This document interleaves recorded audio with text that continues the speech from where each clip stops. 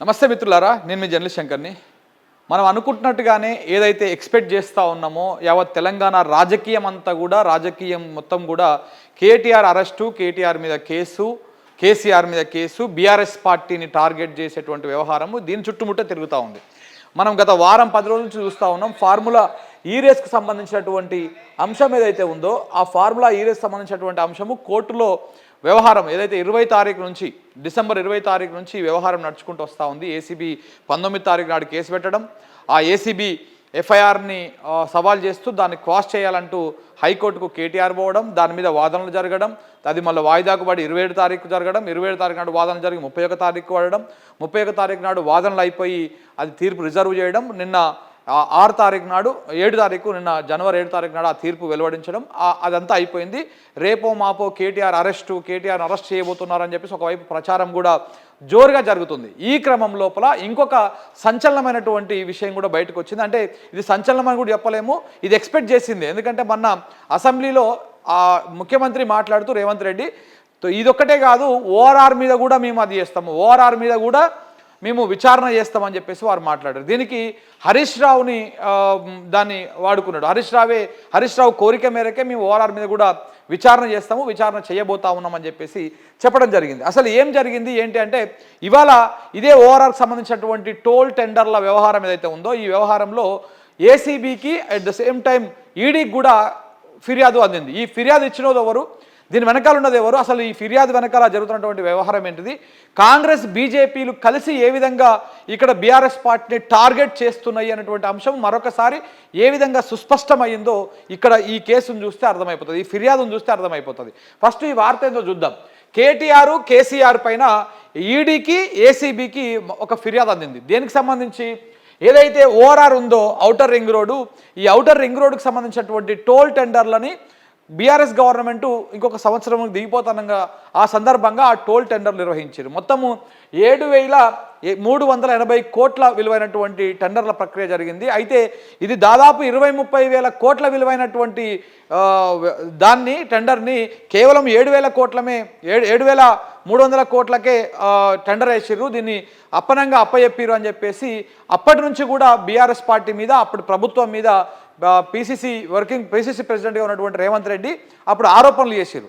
తీవ్రమైనటువంటి ఆరోపణలు చేస్తే ఇవాళ ఏదైతే ఏసీబీ కేసులో విచారణ ఎదుర్కొంటా ఉన్నారో అరవింద్ కుమారు ఆయనకు నోటీసులు కూడా పంపించడం జరిగింది అప్పుడు. సో అప్పుడు అదే అరవింద్ కుమార్ మీద రేవంత్ రెడ్డి పర్సనల్గా అటాక్ చేసినటువంటి సందర్భాన్ని కూడా మనం చూసినాం. అరవింద్ కుమార్ నిన్ను ఎక్కడ పోయినా వదిలిపెట్టను, రేపు మా ప్రభుత్వం వచ్చినాక వదిలిపెట్టే ప్రసక్తే లేదు, నిన్ను 3 చెర్ల నీళ్ళు ఆపిస్తా, నిన్ను జైల్లో పెడతా, శిప్పకూడదని పెడతా అని చెప్పేసి మీడియా ముఖంగానే బహిరంగంగానే ఆయన మాట్లాడడం మనం చూసినాం.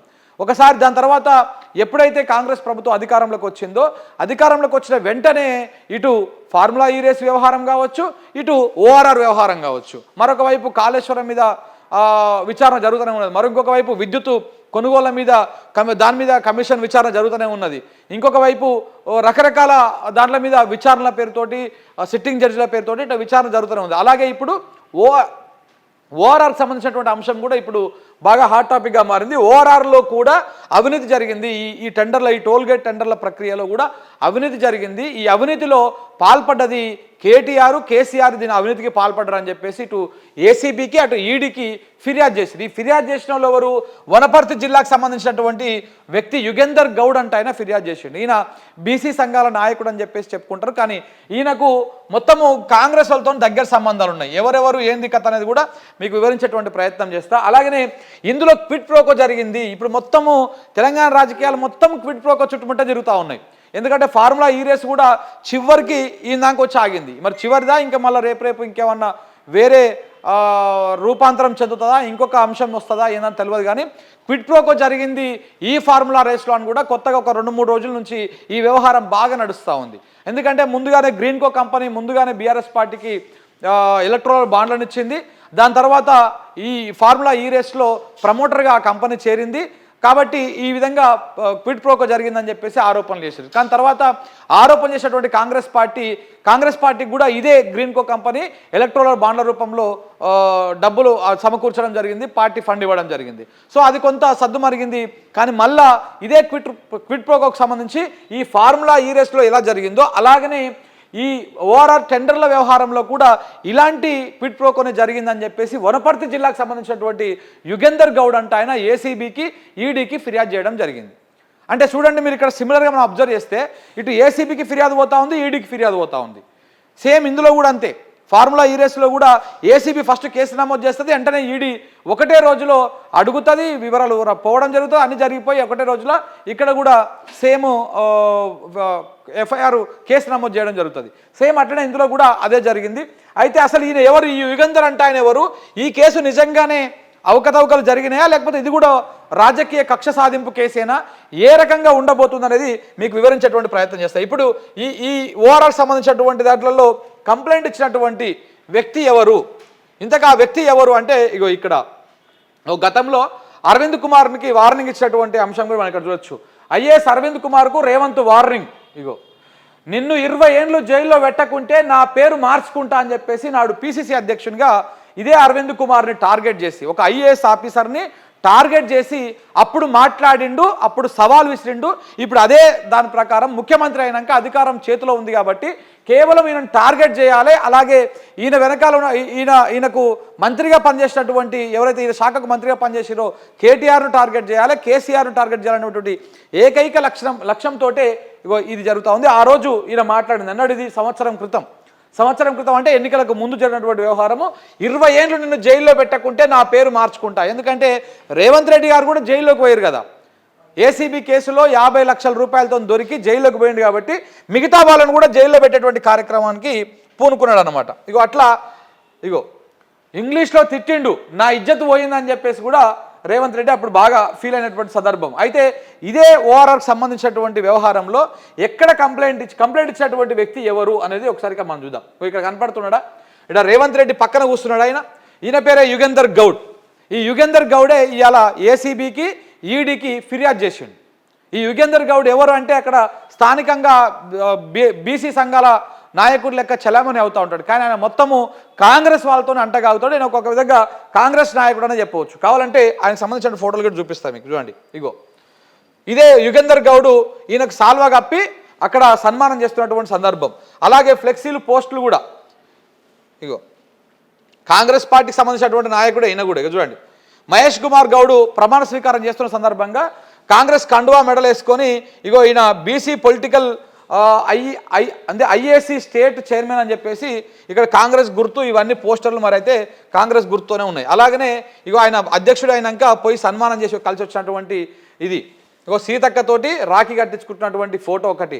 ఇదే కాదు, ఇదే కాంగ్రెస్ నాయకులకు పాటలు కొట్టించి పాటలు పాడిపించి ఆ పాటలను కూడా విడుదల చేసేటువంటి సందర్భం ఇక్కడ చూడొచ్చు మనం. మళ్ళీ కాంగ్రెస్కే పట్టం. ఇప్పుడు పాలమూరు వీర పాటను ఆవిష్కరిస్తున్న మహేష్ కుమార్ గౌడ్ ఆ పాటను కొట్టించింది ఈ యుగేందర్ గౌడ్ అంట ఆయన. విధ్వంసాన్ని సరిచేస్తూ వికాసం వైపు, అదే పాటకు సంబంధించినటువంటి వార్త. పాలమూరు వీరపాట ఆవిష్కరణ ఇదే మహేష్ కుమార్ గౌడ్ తోటి ఒక సీడీ ఆవిష్కరించినటువంటి వీడియో వార్త. పాలమూరు వీర రేవంత్ రెడ్డి పాట అని చెప్పేసి ఇంకొకటి. ఇట్లా ఈయన ఎవరు అంటే కాంగ్రెస్ నాయకుడు అన్నమాట. బీసీ సంఘం అని చెప్పుకుంటాడు, కానీ ఆయన కాంగ్రెస్ నాయకుడు. ఆ కాంగ్రెస్ నాయకుడి చేత ఇవాళ ఓఆర్ఆర్కి సంబంధించినటువంటి టోల్ టెండర్ల వ్యవహారము ఏదైతే ఉందో దాన్ని ఇటు రాష్ట్రానికి సంబంధించినటువంటి ఏసీబీ, అటు కేంద్రానికి సంబంధించినటువంటి ఈడీ, ఈ రెండింటికి ఫిర్యాదు చేయడం జరిగింది. ఈ ఫిర్యాదుని మరి తీసుకుంటారా అన్నటువంటి అనుమానము మనకు రావచ్చు. 100% తీసుకుంటారు. ఇక్కడ ఏసీబీ ఏ విధంగా అవకాశం దొరుకుతుందని చూస్తూ ఉన్నారు. 100% ఏసీబీ దీని మీద కేసు నమోదు చేసేటువంటి అవకాశాలే కనపడతా ఉన్నాయి. A1గా కేటీఆర్ మీద, A2గా కేసీఆర్ మీద, అలాగే ఇందులో కూడా సేమ్ అరవింద్ కుమారు ఇందులోకి వస్తాడు.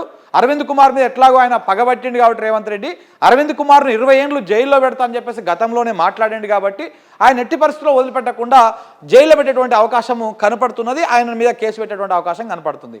ఇక్కడ ఏసీబీ సేమ్ మళ్ళీ ఈ కేసును నమోదు చేస్తుంది. మళ్ళీ ఈ కేసులో కూడా కేటీఆర్ను విచారణ పేరుతో పిలిచేటువంటి అవకాశం ఉంటుంది. అలాగే కేసీఆర్ దాకా కూడా నోటీసులు ఇవ్వాలి, కేసీఆర్ను కూడా ఈ కేసులో ఇరికియాలి, ఇబ్బంది పెట్టాలనేటువంటి ప్రయత్నం కూడా చేస్తున్నట్టుగా కనపడతా ఉంది. ఇది ఇలా కొనసాగుతూనే అట్ ద సేమ్ టైం సిమిలర్గా ఈడీ కూడా ఇదే కేసులో ఎఫ్ఐఆర్ కేసు నమోదు చేసి దీంట్లో కూడా దూకుడు పెంచేటువంటి అవకాశాలు స్పష్టంగా కనపడతాయి. ఎందుకంటే ఇక్కడ క్విడ్ ప్రోకో జరిగింది అని చెప్పేసి పెడుతున్నాడు. ఎందుకు పెడుతున్నాడు ఇదంటే ఇది ఈడీని ఎంటర్ చేయడం కోసం. ఈడీని ఎంటర్ చేయడం కోసము ఈ రకమైనటువంటి లావాదేవీలు అక్రమ లావాదేవీలు జరిగినాయని చెప్పేసి చెప్పడం కోసము ఈడీని ఎంటర్ చేస్తూ ఉన్నారు. ఈ ఈడీ ఇప్పుడు ఈడీ కూడా కేసు నమోదు చేసి ఇటు కేసీఆర్ మీద కేటీఆర్ మీద ఒకవైపు ఏమో ఏసీబీ ఏమో రాష్ట్ర ప్రభుత్వము ఏసీబీతో కేసు నమోదు చేపిస్తుంది, కేంద్ర ప్రభుత్వం చేతిలో ఉన్నటువంటి ఈడీనేమో కేసు నమోదు చేస్తుంది. అంటే ఇటు రాష్ట్ర ప్రభుత్వం ఇటు కేంద్ర ప్రభుత్వం, ఇటు కాంగ్రెస్ పార్టీ అటు బీజేపీ, ఈ రెండు జాతీయ పార్టీలు కలిసి బీఆర్ఎస్ పార్టీని టార్గెట్ చేసినాయి అని చెప్పడానికి ఈ కేసు కూడా మరొక బెస్ట్ ఎగ్జాంపుల్. ఫార్ములా ఈ రేసు కేసు ఇప్పుడు మన కళ్ళ ముంగల కనపడుతూనే ఉన్నది. ఫార్ములా ఈ రేసు కేసులో అసలు అవకతవకలే జరగలేవు అని చెప్పేసి కోర్టులో తేలుస్తారు. కోర్టు కూడా మొత్తము 3 సార్లు వాదనలు విని చాలా ఉత్కంఠభరితమైనటువంటి వాదనలు విని ఎక్కడ కూడా కోర్టులో కూడా అవినీతి జరిగినట్టు ఈ ఏసీబీ కానీ నిరూపించలేకపోయింది, ప్రభుత్వం కానీ ఆధారాలు చూపించలేకపోయింది, ప్రాథమిక ఆధారాలు. అయినా కానీ సరే కోర్టు దాన్ని విచారణకు అనుమతించింది. కోర్టులో ఏం జరిగింది ఏంటి అనేది ఇక జడ్జిలకే తెలవాలి. ఇది పక్కన పెడితే ఈడీ అంతే దూకుడుగా వ్యవహరించింది. ఈడీకి ఎవరు ఫిర్యాదు చేయలే ఫార్ములా ఈడీ సంబంధించి, కానీ ఈడీనే లేఖ రాసింది ఏసీబీకి. అయ్యా మీ దగ్గర ఒక కేసు అయింది కదా, వెంటనే రాత్రే కలబడ్డది ఈడీకి, ఆడ ఏసీబీ కేసు నమోదు చేసింది, వెంటనే మనం దాన్ని తీసుకోవాలని చెప్పేసి రాత్రి కలబడితే తెల్లారి వరకే లేఖ రాసింది. ఆ తెల్లారంగానే అర్ధగంట సేపట్లో వీళ్ళు డీటెయిల్స్ పంపించడం అయిపోయినది.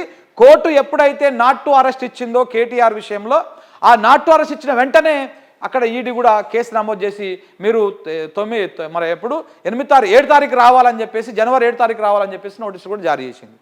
ఇటు ఈడీ ఇటు ఏసీబీ అటు ఈడీ సిమిలర్గా కేసులు పెట్టుకుంటా కేసు నడిపించుకుంటూ పోయినాయి. ఇప్పుడు ఈ ఓఆర్ఆర్ టెండర్ల వ్యవహారంలో కూడా, ఓఆర్ఆర్ టోల్ గేట్ టెండర్ల వ్యవహారంలో కూడా సేమ్ ఇటు రాష్ట్రంలో ఏసీబీని అటు కేంద్రంలో ఈడీని ఈ రెండింటికి ఫిర్యాదు చేపించిండు రేవంత్ రెడ్డి అని చెప్పవచ్చు. ఎందుకంటే రేవంత్ రెడ్డి మనిషే, రేవంత్ రెడ్డి జిల్లాకు సంబంధించినటువంటి వ్యక్తి. ఆ యుగంధర్ గౌడ్ అంటే ఆయన ఆ కాంగ్రెస్లతో చాలా దగ్గరగా ఉన్నాడు, మహేష్ కుమార్ గౌడ్తో దగ్గరగా ఉన్నాడు. సో కాబట్టి కాంగ్రెస్ పార్టీ వాళ్ళ కార్యకర్తతో కంప్లైంట్ చేయించినట్టుగా మనం ఇక్కడ క్లియర్గా అర్థం చేసుకోవచ్చు. కాకపోతే మరి ఒక కాంగ్రెస్ పార్టీ, ఒక ప్రతిపక్ష పార్టీ నాయకుడు జాతీయ స్థాయిలో మరి కాంగ్రెస్ పార్టీ ఇచ్చినటువంటి కంప్లైంట్ మీద ఈడీ ఎఫ్ఐఆర్ నమోదు చేస్తా, కేసు నమోదు చేస్తుందా చెయ్యదా? ఎందుకంటే ఒకవేళ ఇట్లనే చేయాలనుకుంటే బక్క జడ్సన్ గారు రేవంత్ రెడ్డి మీద బొచ్చడి కంప్లైంట్ ఇచ్చిండు, ఈడీకి బొచ్చడి కంప్లైంట్లు ఇచ్చిండు, కానీ ఒక్క కేసు కూడా నమోదు చేయలే. ఇదే ఈడీ ఆఫీసర్లు. మరి ఇప్పుడు కాంగ్రెస్ కార్యకర్త, ఒక సాధారణ కార్యకర్త, ఒక జిల్లా స్థాయి కార్యకర్త కంప్లైంట్ ఇస్తే మరి ఆ కంప్లైంట్ని ఈడీ నమోదు చేస్తుందా, ఏం చేయబోతుంది అనేది ఒక ఆసక్తికరంగా నిలబడింది. ఈ రెండింటి ప్రకారం చూస్తూ ఉంటే 200% బీఆర్ఎస్ పార్టీని ఇటు జాతీయ పార్టీలు అయినటువంటి కాంగ్రెస్ పార్టీ, బీజేపీ పార్టీ రెండు కూడా టార్గెట్ చేసినట్టుగా మరొకసారి స్పష్టమైపోతా ఉన్నది. 100% ఈ రెండింటిలో కలిసి ఎట్టి పరిస్థితుల్లో వచ్చే ఎన్నికల నాటికి ఏదైతే 2024లో ఇక్కడ ఎన్నికలు అయిపోయినాయి, 2029లో మళ్ళా ఎన్నికలు వస్తాయి. ఈ 2029 నాటికి బీఆర్ఎస్ పార్టీ అనేదే తెలంగాణ రాష్ట్రంలో ఉండొద్దు, బీఆర్ఎస్ పార్టీ అనేదే లేకుండా చేయాలంటే ఇప్పటికే కవితను జైల్లో పెట్టేసి దాదాపు ఒక ఎన్నికల్లో వాళ్ళు లాభం పొందడం జరిగింది, ఇటు బీజేపీ కానీ ఇటు కాంగ్రెస్ కానీ. ఇప్పుడు నెక్స్ట్ కేటీఆర్ను లోపల పెట్టాలి, అలాగే కేసీఆర్ను కూడా ఇందులో ఇబ్బంది పెట్టాలి, పార్టీని నామరూపాలు లేకుండా చేయాలి, మొత్తం ఆగం చేయాలి అన్నటువంటి ప్రయత్నంలో భాగంగానే ఇది జరుగుతుందని చెప్పేసి బీఆర్ఎస్ వాళ్ళు కూడా ఆరోపిస్తూ ఉన్నారు. మరి నిజంగానే తెలంగాణ ప్రజలు బీఆర్ఎస్ పార్టీతోని పని లేదని అనుకుంటున్నారా, బీఆర్ఎస్ పార్టీ ప్రాతినిధ్యం అవసరం లేదనుకుంటున్నారా? ఎందుకంటే ఇప్పుడు మనం చూస్తూనే ఉన్నాం, పార్లమెంట్ ఎన్నికల్లో బీఆర్ఎస్ పార్టీకి ప్రజలు ఓట్లు వేయలే, కానీ తెలంగాణకు రావాల్సినటువంటి ప్రయోజనాల విషయంలో కావచ్చు, తెలంగాణ వాయిస్ వినిపించడంలో ఇటు బీజేపీ కానీ ఇటు కాంగ్రెస్ పార్టీ కానీ పార్లమెంట్లో ఫెయిల్ అవుతుంది. మనం చూస్తూనే ఉన్నాం, గత 2-3 సెషన్లలో కూడా మనం చూస్తాం, ఎక్కడ కూడా తెలంగాణ హక్కుల గురించి ఫైట్ చేసినట్టు కానీ మాట్లాడినట్టు కానీ మనం ఎక్కడ చూడలే. కానీ అదే బీఆర్ఎస్ పార్టీ అక్కడ ఉంటే ప్రాంతీయ పార్టీ కాబట్టి ఇప్పుడు ఎట్లాగో ఏపీలో టీడీపీ ఉంటే నువ్వు జాతీయ రాజకీయాలు ఎట్లా ఉండని, ఏపీ అనేటువంటి రాజకీయ ప్రయోజనాలు, అభివృద్ధి, ఆ ఏపీ ఇంట్రెస్ట్ బాగుంటుంది, స్టేట్ ఇంట్రెస్ట్ ఉంటుంది. అదే నువ్వు కాంగ్రెస్ పార్టీ గెలిచిందనుకో ఏపీ ఇంట్రెస్ట్ ఉండదు, అన్ని రాష్ట్రాల లెక్క అదొక రాష్ట్రం అంతే. జాతీయ పార్టీలకు బీజేపీకి కానీ ఇటు కాంగ్రెస్ పార్టీకి కానీ జాతీయ ఇంట్రెస్ట్ ఉంటుంది, నేషనల్ ఇంట్రెస్ట్ ఉంటుంది తప్ప స్టేట్ ఇంట్రెస్ట్ ఉండదు. ఇప్పుడు కాంగ్రెస్ పార్టీ తెలంగాణ రాష్ట్రంలో ఉంది, కర్ణాటకలో ఉంది, ఇంకా మిగతా ఒక 2 హిమాచల్ ప్రదేశ్లో ఉంది, ఇట్లా 2-3 రాష్ట్రాల్లో కనపడతా ఉంది. ఇక్కడ ఈ రాష్ట్రాల హక్కుల గురించి ఎక్కువగా కొట్లాడదు. బేసిక్గా ఇక్కడ బీజేపీ వ్యతిరేకంగా బీజేపీ కాంగ్రెస్ కొట్లాడాలి, కానీ రాష్ట్రం వచ్చేసరికి ఇక్కడ బీజేపీ కాంగ్రెస్ ఒకటే అయిపోయి ఇక్కడ స్థానిక పార్టీ అనేది ఉండకూడదు. స్థానిక పార్టీ ఉంటే మనకు ఎప్పటికైనా ప్రాబ్లం అవుతుంది. ఈ స్థానిక పార్టీ బీఆర్ఎస్ పార్టీ కనుక మనం పూర్తి స్థాయిలో బొందబెట్టేస్తే, పూర్తి స్థాయిలో ఇట్లా కేసులు, రకరకాల విచారణల పేరుతోటి ఇబ్బంది పేరుతోటి ఇటు ఏసీబీ కేసు అటు ఈడీ కేసు ఈ కేసుల పేరుతోటి ఇబ్బంది పెడితే పార్టీని పూర్తిగా మనము నిర్మూలించవచ్చు, పూర్తిగా మనం తెలంగాణ నుంచి దాన్ని తుడిపివేయచ్చు. తర్వాత అయితే బీజేపీ గెలుస్తుంది లేకపోతే కాంగ్రెస్ పార్టీ గెలుస్తుంది. ఏదేమైనా ఎందుకంటే కాంగ్రెస్ పార్టీ ఎన్ని రోజులు ఉంటుందో అన్ని రోజులు బీజేపీ బలంగా ఎదగగలుగుతుంది, దాని మీద బలంగా కొట్లాడగలుగుతుంది. అదే బీఆర్ఎస్ పార్టీ మీద బీజేపీ కొట్లాడలేదు, ఎందుకంటే బీఆర్ఎస్ పార్టీకి స్టేట్ ఇంట్రెస్ట్ ఉంటుంది, బీజేపీకి నేషనల్ ఇంట్రెస్ట్ ఉంటుంది. సో ఇక్కడ రాష్ట్ర ప్రజలు కూడా ఎంతసేపు ఉన్న అసెంబ్లీ విషయానికి వచ్చేసరికి స్టేట్ ఇంట్రెస్ట్కే ఓటేస్తారు. అందుకనే బీఆర్ఎస్ పార్టీనే లేకుండా చేసామనుకో కంప్లీట్గా, అప్పుడు మొత్తానికే ఇటు అయితే బీజేపీ లేకపోతే బీఆర్ఎస్ పార్టీ రెండే ఉంటాయి. దాంట్లో భాగంగానే ఇప్పుడు ఒక్కొక్కటిగా కేసులు వస్తూ ఉన్నాయి. దాంట్లో భాగంగానే కాళేశ్వరం మీద విచారణ కావచ్చు, విద్యుత్ కొనుగోళ్ల మీద విచారణ కావచ్చు, ఇప్పుడు ఓఆర్ టోల్ టెండర్ల మీద విచారణ కావచ్చు, ఫార్ములా ఈ రేస్ కావచ్చు, ఇట్లాంటి అన్ని అంశాల్లో కూడా ఇటు కాంగ్రెస్ పార్టీ బీజేపీ మిలాఖత్ అయిపోయి ఒకరికొకరు ఇచ్చిపుచ్చుకున్నటువంటి ధోరణిలో వ్యవహారంగానే నడుస్తున్నట్టుగా అర్థమవుతా ఉంది. ఏది ఏమైనా ఇది ఇది ఇది క్లియర్గా తెలిసిపోతా ఉంది, ఇది కావాల్సుకొని చేస్తున్నటువంటి కేసు అయినటువంటి అంశము అర్థమైపోతా ఉంది.